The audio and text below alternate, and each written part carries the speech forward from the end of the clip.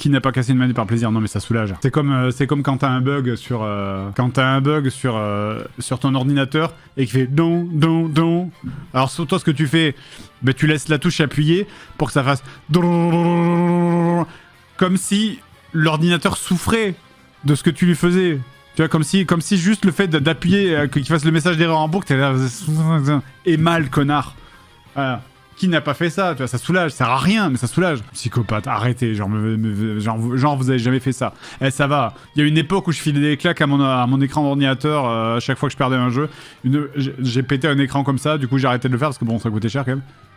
Merci de Maxar pour le 13 mois, merci beaucoup. Jamais rien cassé sous la colère, perso. Oh putain, moi je peux te dire...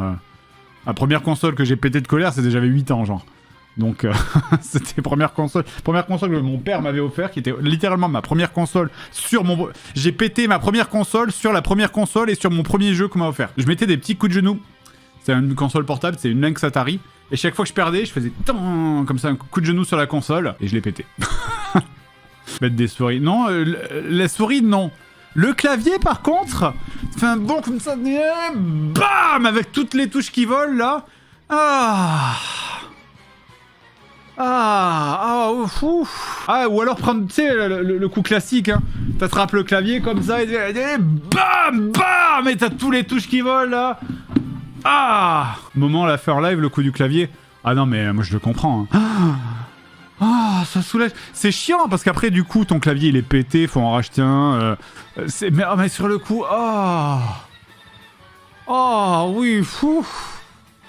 Et le clavier, j'ai ma femme qui m'envoie des messages pour me dire et le clavier t'as oublié? Non, j'oublie pas. J'ai pété moult choses. Il y a que l'écran. L'écran, genre le point à travers l'écran, ça je ne le fais pas parce que bon, je peux me faire mal quand même. Parce que il y a des gens qui disent ouais, t'as qu'à te prendre un punching ball à côté, mais c'est nul. C'est nul le punching ball parce que t'es obligé de sortir, d'enlever le casque, machin, de faire oh là là, où est-ce que je mets ma colère? Ta colère, elle est pas sauvage, elle n'est pas, dans ce cas-là, ta colère n'est pas pure, elle est... c'est juste, tu prends ta colère, tu la mets dans une petite valise, tu l'amènes à l'aéroport, machin. Ça, c'est nul. C'est le truc, il faut que ça sorte immédiatement, sinon elle est pas pure, sinon elle est pas brute, quoi. Elle est pas, tu vois, c'est comme un diamant, il est brut, quoi. Après, à chaque fois que je le fais, je me fais engueuler derrière. Je le sais en plus. Hein.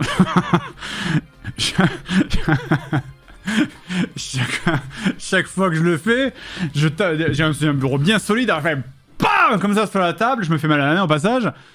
Et juste derrière, après, j'ai ma femme qui arrive, qui dit non mais arrête de taper sur la table, putain, je déteste ça, et je me fais engueuler, mais je le sais. Mais bon, j'ai cassé une manette et l'écran et une DS dans le tas. Ma DS, j'ai jamais pété. Ou alors des fois, si, je l'ai jeté, mais je l'ai jamais pété. Notamment parce que je pense que je devais jouer, ou alors t'as un canapé. Le bon plan, ce qui est bien, c'est quand t'as un canapé.